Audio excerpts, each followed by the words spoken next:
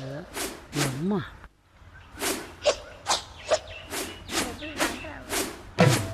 அப்புறம்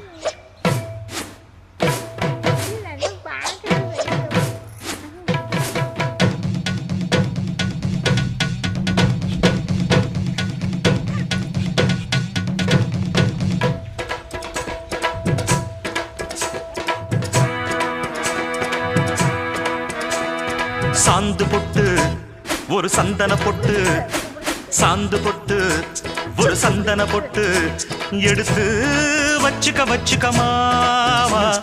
பூ முடிச்சு ஒரு சேலைய கட்டு, இனி நீ வெட்டிய கட்டிக்கலாமா.